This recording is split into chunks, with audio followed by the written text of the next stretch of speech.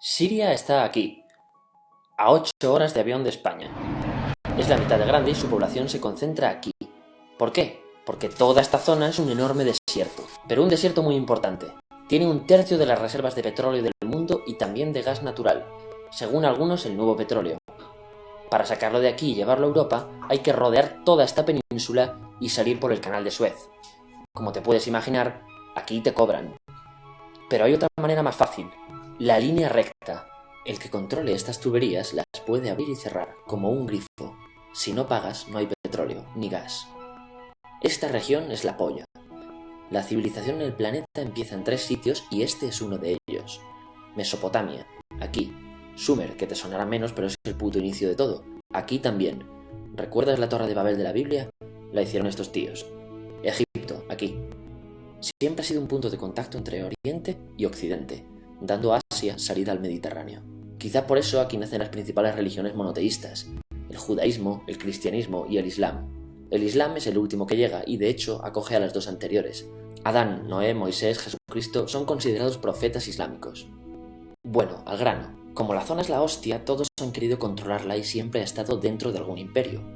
Persas, griegos, los romanos. El imperio romano termina partiéndose en 2, y finalmente solo sobrevive esto. Ahora es cuando la última religión monoteísta, el Islam, construye su propio imperio. ¿Te acuerdas de las cruzadas? Bueno, pues son los europeos cristianos intentando recuperar esta zona de la que estamos hablando. Los últimos en llegar son los turcos, que ojo, no vienen de Turquía, sino de a tomar por culo en Asia, junto con Gengis Khan. Lo conquistan todo y fundan el Imperio Otomano. El Imperio Otomano se queda ahí hasta la Primera Guerra Mundial, 600 años. Cuando acaba la Primera Guerra Mundial, aparecen pequeños países donde antes estaba el Imperio Otomano, y por primera vez vemos a Siria en un mapa.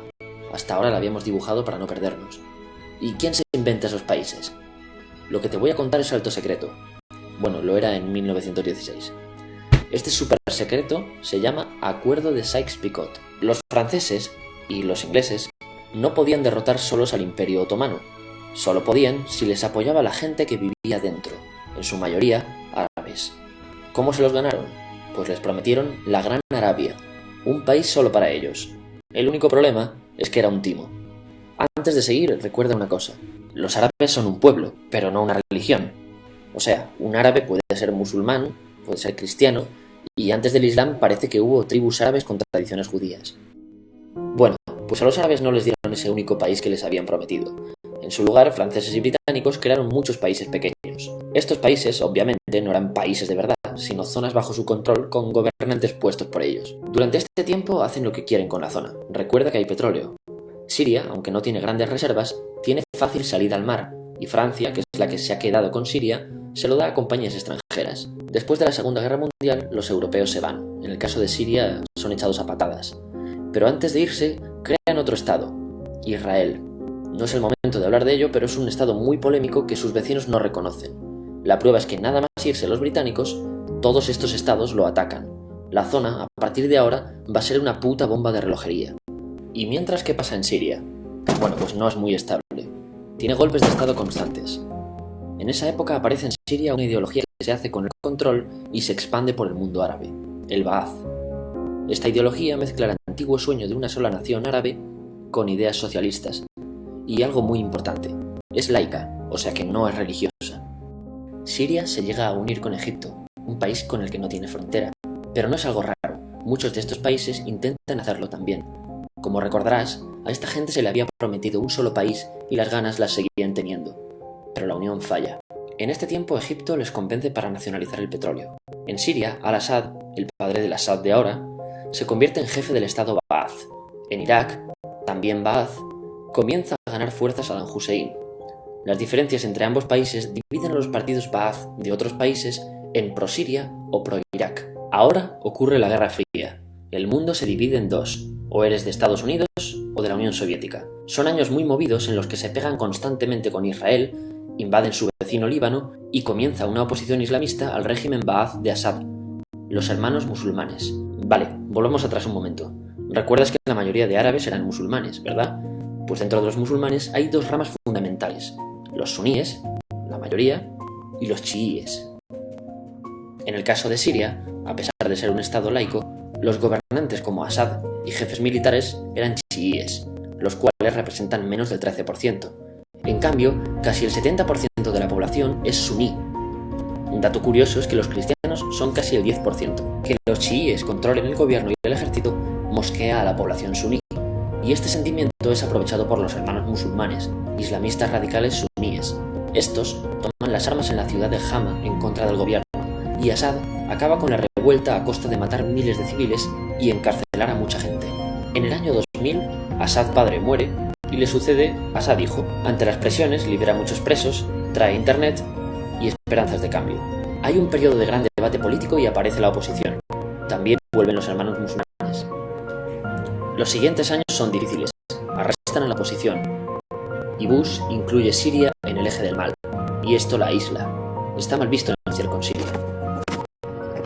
Los kurdos, un pueblo que vive distribuido por varios países de la zona, empiezan a protestar también. Hay represión y muertos. En 2011, te sonará esto, ocurre la Primavera Árabe. ¿Qué es esto? Bueno, es una protesta que se va propagando por todos los países árabes pidiendo más democracia.